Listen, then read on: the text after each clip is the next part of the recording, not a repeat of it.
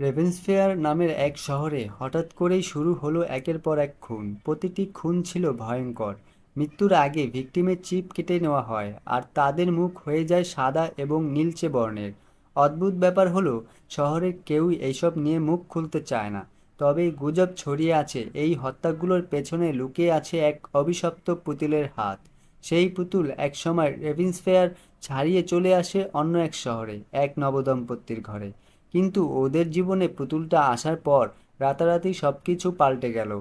কি ঘটেছিল তাদের সঙ্গে? এই পুতুল কি চায়? আর এর অতীতের রহস্যটাই বা কি? সব জানতে হলে দেখতে হবে 2007 সালে মুক্তি পাওয়া ডেড সাইলেন্স মুভিটি।